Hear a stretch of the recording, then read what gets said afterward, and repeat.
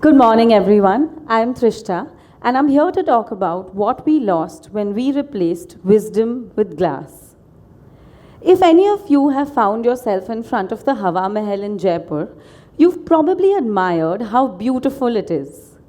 What most of us don't realize is that it wasn't built just to be admired, it was built to work. I was in Jaipur last year in the summer, 45 degrees Celsius, the heat beating down on me. But then I entered the structure and I felt a strange, calming breeze.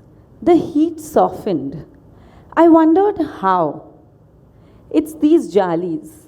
These jalis are not merely ornamental, they actually work. So, what a jali does is that it breaks a large opening into small holes that blocks direct heat radiation and in turn heat. However, the beauty lies in the fact that it still maintains light and also promotes airflow. So, when air passes through these small holes, it compresses and its velocity increases, popularly known as the Venturi effect. So the air actually cools down and penetrates deeper into the structure. Not impressed yet? This design also solves for privacy as it maintains the view from inside to outside but not the other way around. All of this while looking that good. The jalis made a stone building breathable in the desert without electricity. Traditional Indian architecture wasn't just aesthetic, it was intelligent. And so many more elements, louvers, chhajjas, courtyards, verandas, that weren't just stylistic choices, but responses. And we didn't lose this intelligence centuries ago. We practiced it much more recently. Everyone here living in Mumbai has seen a chawl, right? The Mumbai chawls were not designed just to counter density. They also mitigated heat and humidity. Do you want a fancier example? Bombay's Art Deco buildings? Modern, yes, but also sun-aware. These structures had high ceilings, which allowed the hot air to rise up, setting a convection current that drew in cool air. The long corridors allowed them to catch the breeze and promote cross ventilation. The curved balconies and chhajjas allowed you to keep the windows open even during the monsoon downpour and enjoy the rain-cooled air. So Bombay actually modernized without forgetting where it was. But then something shifted. Our cities grew faster than our aspirations, and our aspirations faster than reflection. And our colonized minds welcomed the glass towers with open arms. Glass facades from higher latitudes and colder climates mindlessly dropped into Indian cities. Take a look at these three images. Can you tell me which part of India are they from? A desert, a plateau, or the coast? No, right? They could all be put in any of them and you'd still not know. These buildings look polished and successful, right? Swanky enough to show off to the foreign client. The facade is transparent, but the building is not breathable. By noon, the glare is so harsh that the blinds are down and artificial lights are on, and the air conditioner working harder than the people inside it. I wondered this myself, sitting in my own glass tower office. Next to that colleague who wears a sweater in May in Mumbai to deal with the air conditioner set cold enough for the suit-wearing CXOs. I wondered this, sitting under the artificial lights at noon, why was I feeling so tired? Have any of you felt this too? That is where the chain broke. We've started designing for climates that we don't live in, and in them live cookie-cutter lives chasing goals that aren't ours. We live in sealed boxes and wonder why we feel sealed off from ourselves. These glass towers require constant support, artificial lights in the middle of the day, backup generators, air conditioners, and in them, so do their inhabitants.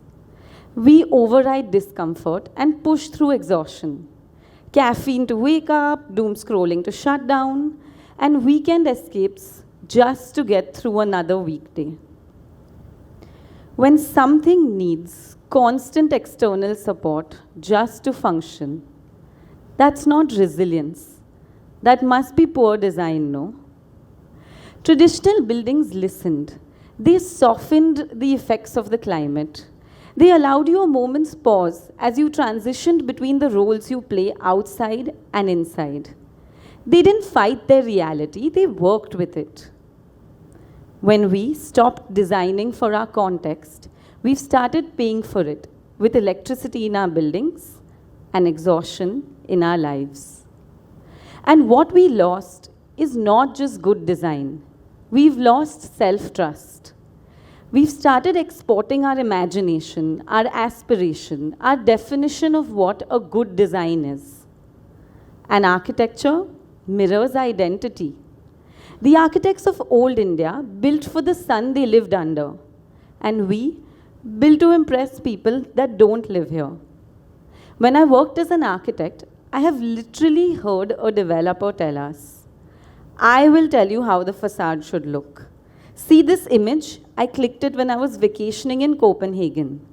Just copy the facade as it is. Don't think.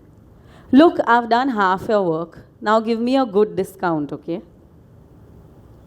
Yes, we do need to build for current densities and future needs. But is West the only primer for futuristic excellence?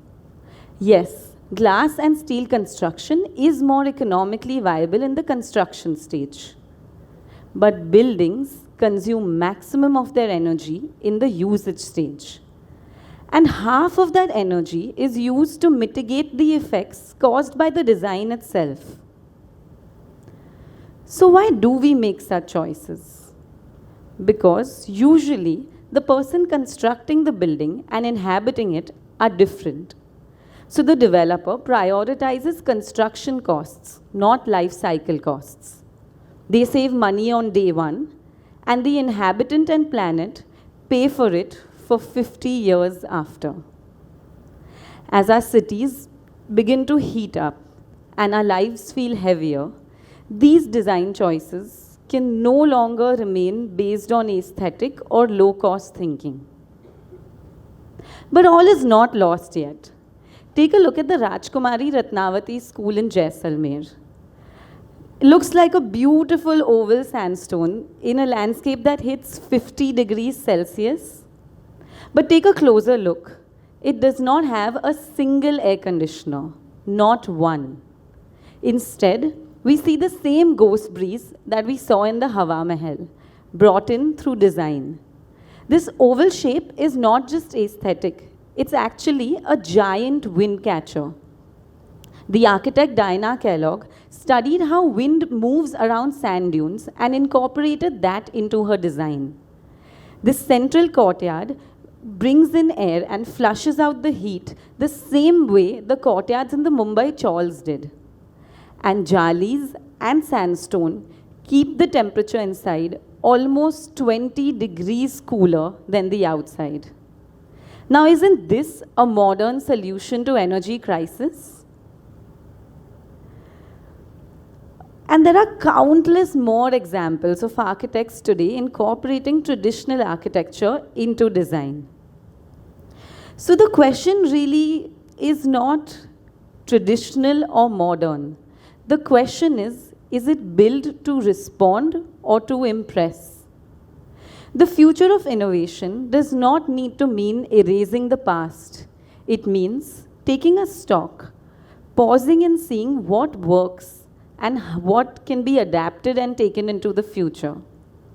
So the next time any of you are a part of a design conversation, formally or informally, don't just ask for a modern space. Ask for a responsive one. Because when we let our buildings breathe, we might just find that we can too. Thank you.